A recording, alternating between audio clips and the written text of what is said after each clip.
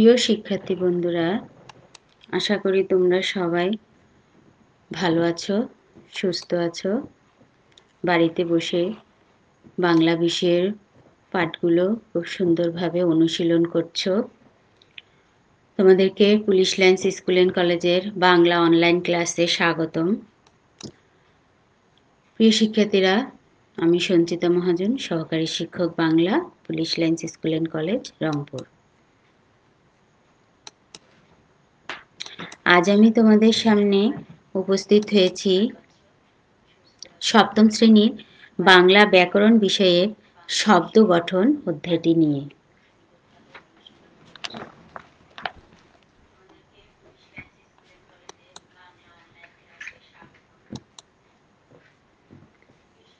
প্রিয় শিক্ষার্থীরা, তাহলে এসো আজ আমরা জানব শব্দ গঠন।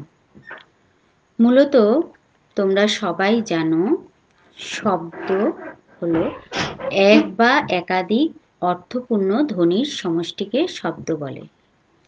অর্থই শব্দের প্রাণ। এর আগে আমরা অন্যান্য ক্লাসে তোমরা বর্ণমালা সম্পর্কে জেনেছ। বর্ণমালা আমাদের স্বরবর্ণ 11টি এবং ব্যঞ্জনবর্ণ 39টি। এই মোট 50টি বর্ণমালা রয়েছে এবং যখন আমরা কোনো শব্দ গঠন করতে যাব তখন আমাদেরকে এক একটি বর্ণ সাহায্য নিয়ে আমাদেরকে যে কোনো শব্দ গঠন করা লাগবে। প্রিয় শিক্ষার্থীরা, তোমরা এখানে দেখতে পাচ্ছ যে এক বা একাধিক ধ্বনির সমন্বয়ে তৈরি অর্থবোধক ও উচ্চারণযোগ্য একককে বলা হয় শব্দ। অর্থাৎ ধ্বনির অর্থপূর্ণ মিলন ঘটলে তাকে শব্দ বলে। যেমন ক, ক একটি ধ্বনি, ক একটি বর্ণ এবং এটি এখানে ধ্বনি, এবং অ একটি ধ্বনি, ল, অ, ম। তাহলে এটা কি বোঝাচ্ছে? এই 5টি ধ্বনি মিলে কি হয়েছে? কলম। এই কলম শব্দটি হয়েছে। তাহলে এখানে 3টি ব্যঞ্জন বর্ণ দেখছি এবং এগুলো যদি ভেঙে লিখি তাহলে আমরা এখানে ব্যঞ্জন বর্ণ এবং স্বরবর্ণ এভাবে 5টি ধ্বনি মিলনে যে কলম শব্দটি এসেছে সেটা আমরা বুঝতে পারছি। তাহলে শিক্ষার্থী বন্ধুরা, কলম এমন একটি বস্তুকে বোঝাচ্ছে যা দিয়ে লেখা হয় কলম, ক, ল, ম, ধ্বনি সমষ্টির মিলিত রূপ যা অর্থপূর্ণ। সুতরাং কলম একটি শব্দ। এছাড়া আমরা অন্যান্য শব্দ বলতে পারি, স্কুল, কলেজ, ছাত্র, ছাত্রী, যে কোনো শব্দ হতে পারে। এরপরে দেখো প্রিয় শিক্ষার্থীরা,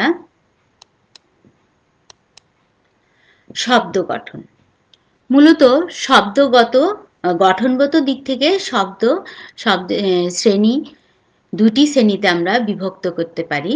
শব্দকে আমরা গঠনগত দিক থেকে 2টি শ্রেণীতে বিভক্ত করতে পারি। প্রথমত হলো মৌলিক শব্দ এবং দ্বিতীয়ত হলো সাধিত শব্দ। মৌলিক শব্দ, যেসব শব্দ বিশ্লেষণ করা যায় না বা ভেঙে আলাদা করা যায় না সেগুলোকে মৌলিক শব্দ বলে। যেমন আম, বই, কলম ইত্যাদি। এগুলো একটি আলাদা আলাদা শব্দ, সেজন্য এগুলোকে কোনো বিশ্লেষণ করা যাচ্ছে না। মৌলিক শব্দ গঠনের প্রথম উপায় বর্ণের সঙ্গে বর্ণ যোগ। যেমন আ যোগ ম, আম। বর্ণ ব এবং ব যোগ ই, বই।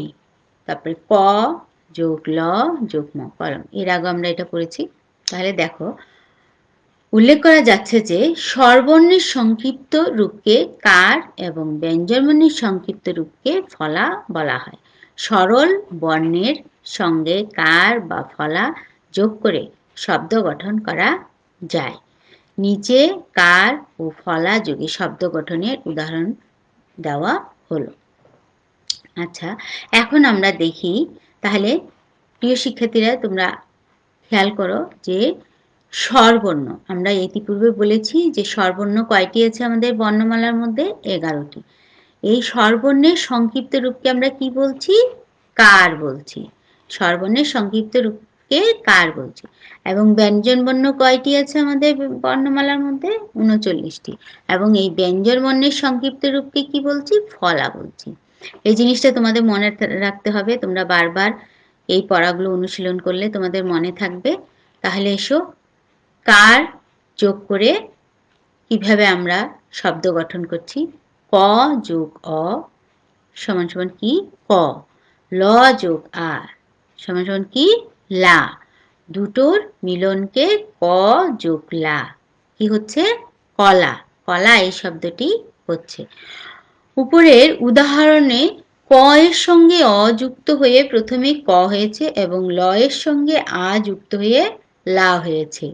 তাহলে ক ও লা মিলিত হয়ে কলা শব্দটি গঠিত হয়েছে। তাহলে কলা আমরা যে পেলাম এটা কার যোগ করে হয়েছে। যেমন আকার, সরায়া দিয়ে কি হচ্ছে? কার চিহ্ন, আকার চিহ্ন, সেটি এখানে যুক্ত হয়ে কলা শব্দটি আমরা পেয়েছি। তাহলে এই মিলিত হয়ে কি হচ্ছে? কলা শব্দটি গঠিত হয়েছে। প্রিয় শিক্ষার্থীরা, আশা করি তোমরা বুঝতে পেরেছো এতটুকু।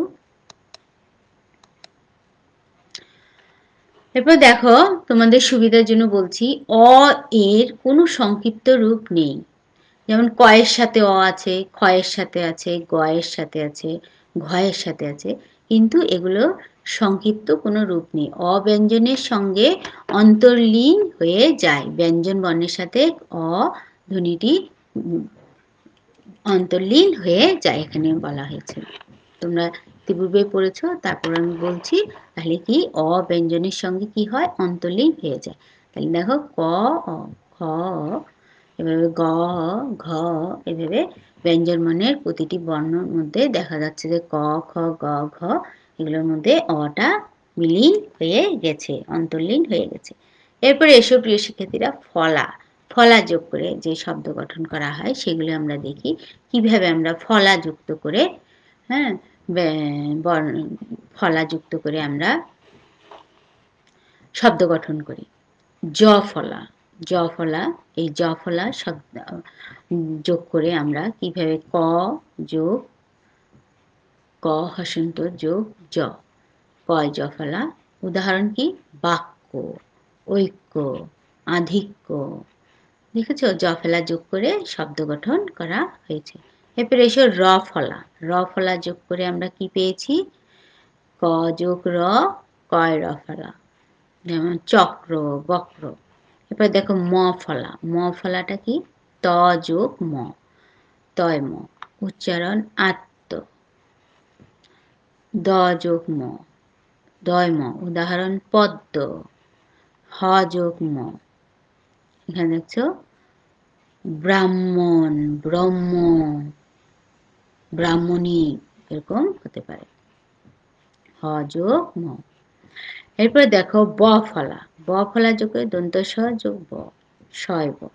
উচ্চারণ নিঃস্ব। এরপরে দেখো তালিবর্ষ যোগ ব, কি হচ্ছে? অশ্ব, বিশ্ব। ঠিক এরকম করে আমরা ফলা যোগ করে অনেক শব্দ গঠন করতে পারি। তোমাদেরকে এই সূত্রগুলো দেওয়া আছে, তোমরা আরো এই সূত্রটি বারবার করে খাতায় লিখবে এবং মনোযোগ সহকারে পড়বে। বারবার অনুশীলন করলে অবশ্যই তোমাদের এগুলো মনে থাকবে। এরপরে এসো প্রিয় শিক্ষার্থীরা, র এর আরেকটি সংক্ষিপ্ত রূপ হচ্ছে রেফ। রেফ বর্ণের শীর্ষে যুক্ত হয়।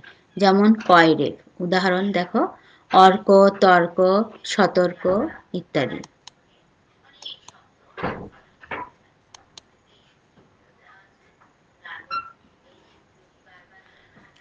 প্রিয় শিক্ষার্থীরা, এরপর দেখো সাধিত শব্দ।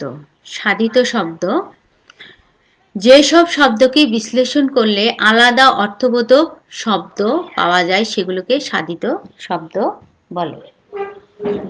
সাধিত শব্দ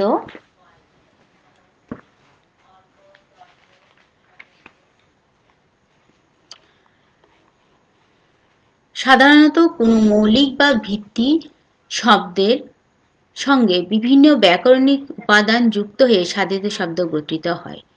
শব্দের অর্থ বৈচিত্র্যের জন্য নানাভাবে শব্দের রূপ রূপান্তর সাধন করা হয়। বিভিন্ন অর্থে ব্যবহারোপযোগী করে কোনো শব্দ বা শব্দাংশের সঙ্গে অন্য শব্দ বা শব্দাংশের মিলনে নতুন শব্দ গঠিত হয়ে থাকে।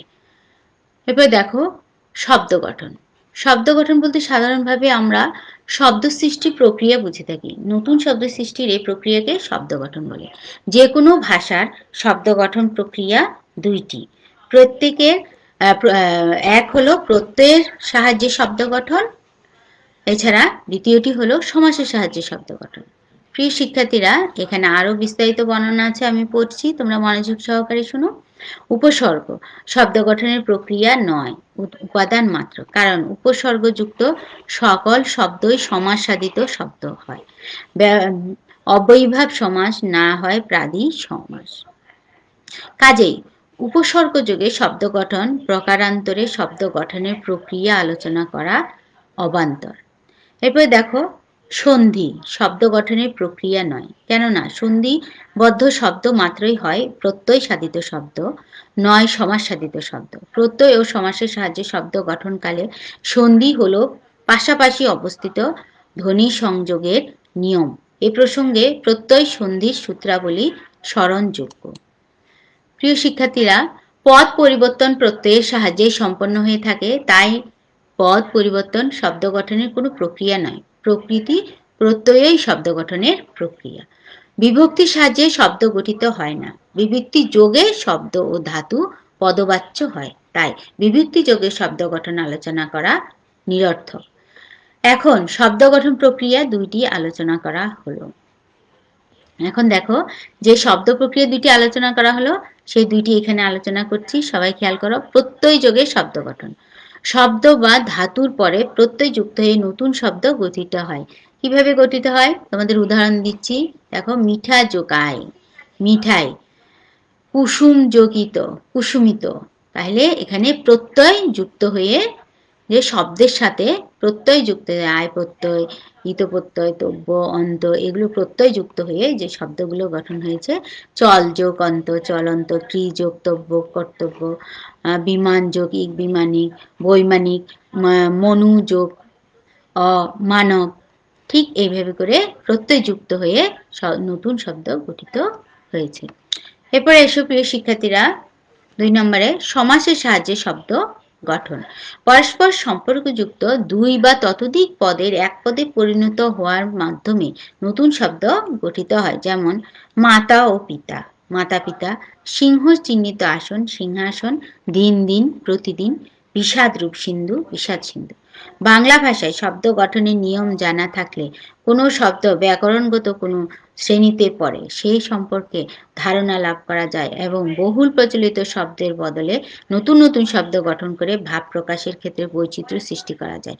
সর্বোপরি ভাষাকে শুদ্ধভাবে বলতে, পড়তে, লিখতে এবং ভাষার শব্দভাণ্ডারকে সমৃদ্ধ করতে শব্দের গঠন সম্পর্কে সুস্পষ্ট ধারণা থাকা প্রয়োজন। এবং প্রিয় শিক্ষার্থীরা, তোমরা সবাই আশা করি এতটুকু বুঝতে পেরেছ। তোমাদের আরো সুবিধার জন্য সহায়ক বই নিয়ে তোমরা আলোচনা করছি। তোমরা ব্যাকরণ বিষয়ের যে কোনো ব্যাকরণ বইয়ের শব্দ গঠন চ্যাপ্টারটি পড়লে তোমরা বুঝতে পারবে। এছাড়া তোমাদের সপ্তম শ্রেণীর বাংলা ব্যাকরণ নির্মিতি এই বইয়ে যে শব্দ গঠন চ্যাপ্টার আছে সেটি পড়লেও তোমরা উপকৃত হবে। প্রিয় শিক্ষার্থীরা,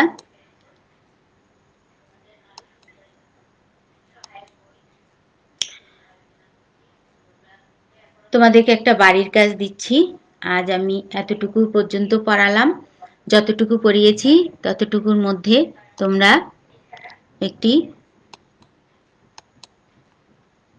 বাড়ির কাজ দিচ্ছি।